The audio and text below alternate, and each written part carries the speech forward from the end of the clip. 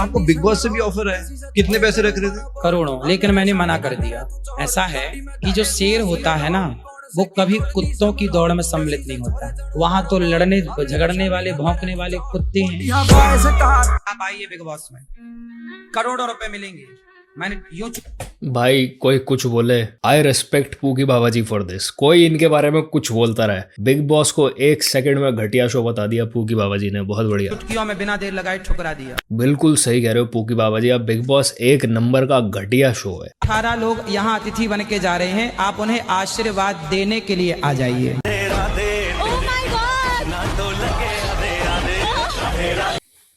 बिक गए। मैंने ये नोटिस किया है पिछले कुछ सालों में कि सेवलॉन भाई के ऊपर कितने भी मीम्स बना लो वो कुछ नहीं कहते, पर जैसे ही कोई बिग बॉस के अगेंस्ट बोलता है सेवलॉन भाई उसके घुटने टिकवा देते हैं। और कुछ ऐसा ही हमारे पूकी महाराज के साथ भी हुआ है, क्योंकि इन्होंने फ्लो में प्रवचन देते हुए हमारे सैलमेंडर भाई के पुराने घाव कुरेद दिए थे। आओ दिखाता हूँ तुम्हें। पिक्चर बनाने वालों को गरीबों की इतनी चिंता थी, ये तो फुटपाथ पर सोने वालों के ऊपर गाड़ी और चढ़ा देते हैं।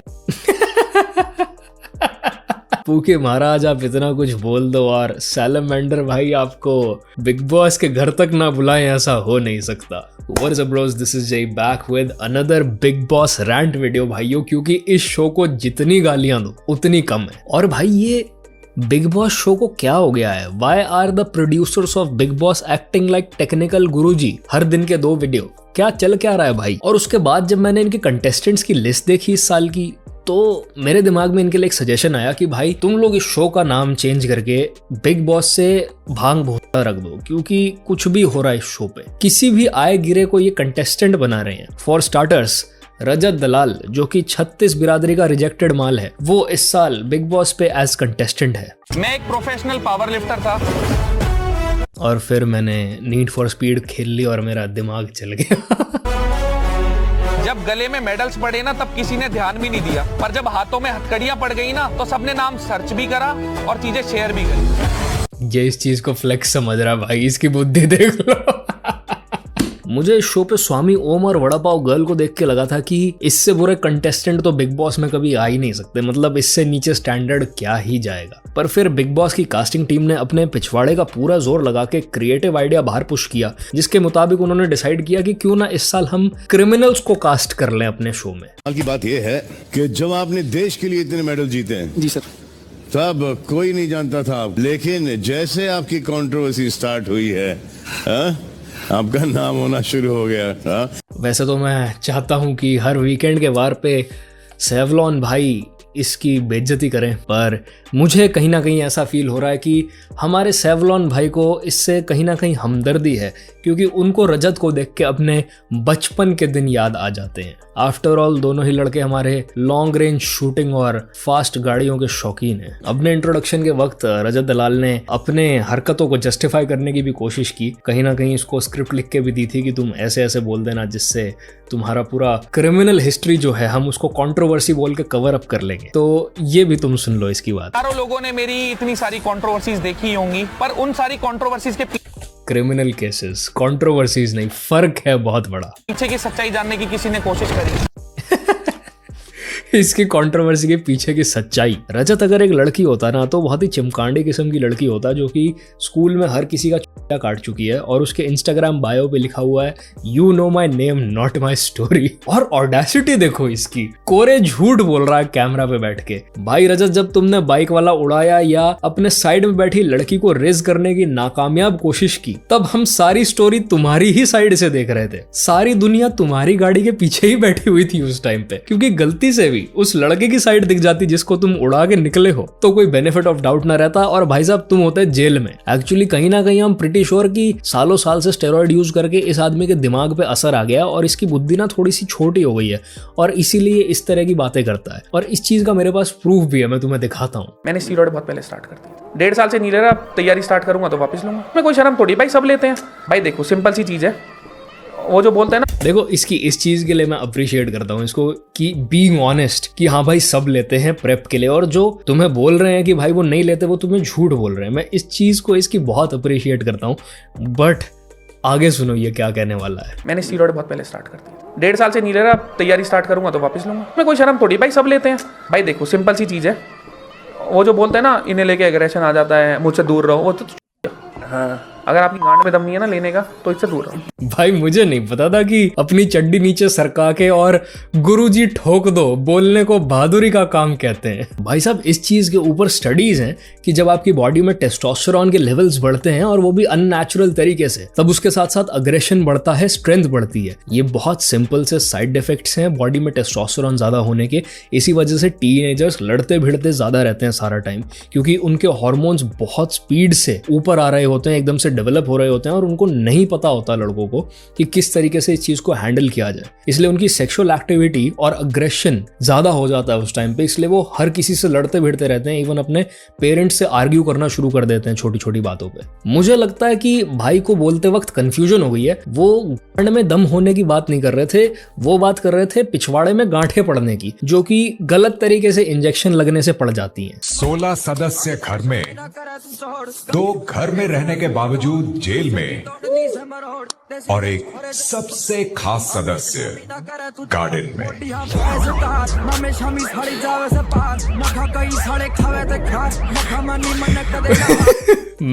मैं तुम्हें क्या कह रहा हूँ, इस सीजन में कुछ भी हो रहा है भाई, कुछ भी, कोई सर पैर नहीं है किसी बात का। और इसको मिला के घर में टोटल 2 गधे हो गए हैं अब, तो इसको भी एक काम करो, स्टेरॉइड्स लगाओ और गाड़ी चलाने का लाइसेंस दे दो, क्योंकि बस एक गधा गाड़ी चलाए ये बात कुछ फेयर नहीं है। मैंने वीडियो देखी, आपने बाइक गिरते हुए देखी? हाँ बाइक गिरते देखा ना। मैंने गवार नहीं और मैं बहुत प्यार से बात करता हूँ, तो प्यार से रहो। ऐसा है सारे देश में चला कि एक बाइक गिरी। जहाँ सब देख रहे हैं ना तो हिसाब से बात करो, 2 मिनट में भूत बना दूंगा। ये आदमी अपनी इमेज तो क्या ही सुधारेगा। मुझे लग रहा है ये यू के बदमाश और एल्विस की तरह अपनी ऑडियंस आधी करके निकलेगा बाहर। भाई बाकी बिग बॉस की दाद देनी पड़ेगी, बिग बॉस ने वो कर दिया जो हमारे देश की पुलिस नहीं कर पाई, एक क्रिमिनल को 3 महीने के लिए अंदर। क्या बात है। देखो कभी कभी मैं बैठ के सोचता हूँ कि जिस तरह का डाउनफॉल बिग बॉस में आने वाले कंटेस्टेंट्स के करियर में आता है या विनर्स के करियर्स में आता है, तो शायद ये शो सीक्रेटली एक समाज सुधारक शो है। इनका कुछ और अंदर सीक्रेट एजेंडा है और ये आंख जो है वो इल्यूमिनाटी की आंख है।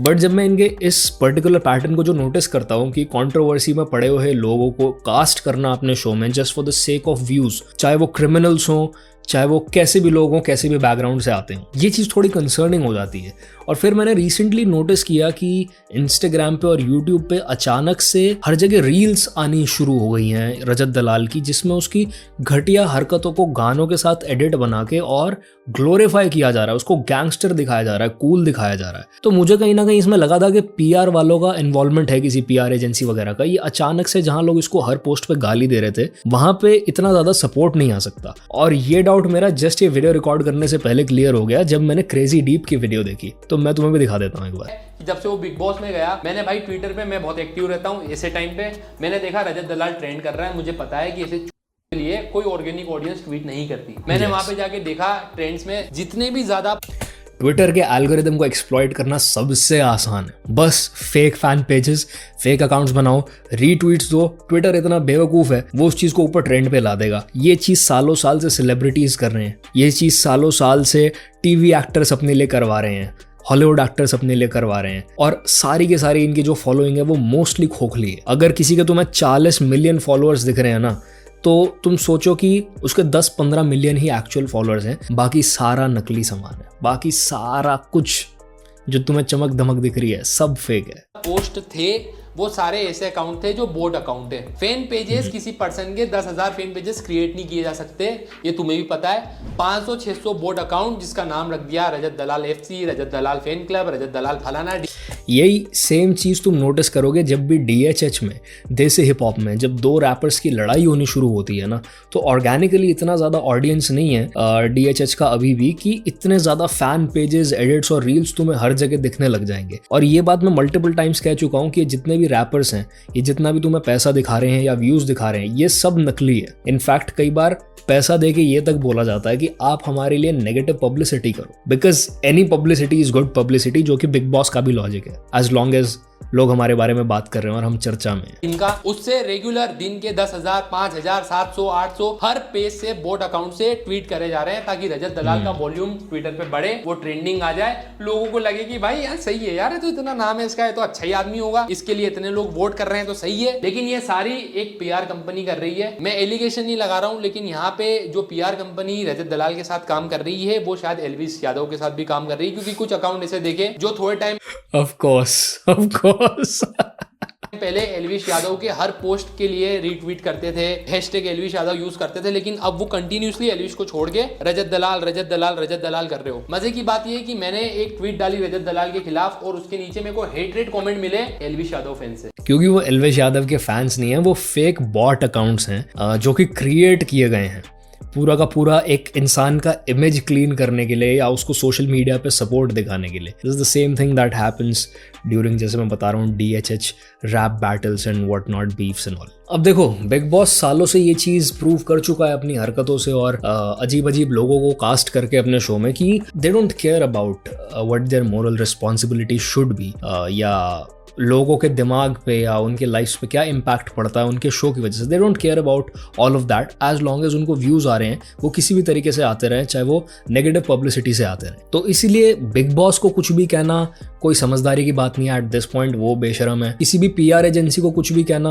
वंस अगेन बेवकूफ़ी की बात है, क्योंकि वो भी अपना काम कर रहे हैं। एज लॉन्ग एज रजत दलाल किसी भी तरीके से रेलेवेंट है, वो उससे पैसा मिल्क करने की कोशिश करेंगे, वो उसकी इमेज को भी प्रोटेक्ट करने की कोशिश करेंगे, वो उसके थ्रू ब्रांड्स को भी अप्रोच करेंगे, उसकी फॉलोइंग यूज करके वो अपना बिजनेस क्रिएट करने की कोशिश कर रहे हैं। That's what PR agencies do. But ये पर्टिकुलर केस स्पेशली कंसर्निंग इसलिए हो जाता है क्योंकि रजत दलाल एक ऐसा इंसान है जिसके बाद कंट्रोवर्सीज और लफड़े जो इंटरनेट पे थे वो ज्यादा बढ़ने शुरू हो गए, क्योंकि इस इंसान की ग्रोथ और लोगों ने देखी और उन्होंने सेम चीज मिमिक करके एक फॉलोइंग क्रिएट करने की कोशिश की। और ऐसे इंसान को बिग बॉस जैसे शो पे देख के कल ऐसे बच्चे हो सकते हैं जो सलमान खान के फैन हों और वो कहें कि मैं भी इलीगल चीजें कर लेता हूँ सोशल मीडिया पे ऊपर आने के लिए, क्योंकि चाहे कोई ब्रांड मुझे अप्रोच करे ना करे, चाहे मुझे इंटरनेट पे हर जगह गाली पड़ रही हो, but end of the day I will get to stand on the same stage as Salman Khan और मुझे बिग बॉस में जाने को मिलेगा। एटलीस्ट मेरे लिए बिग बॉस के दरवाजे खुले हुए हैं। आज शायद कुछ वक्त के लिए बंदा ऐसा दिख रहा हो कि हाँ भाई ये तो चढ़ गया ऊपर,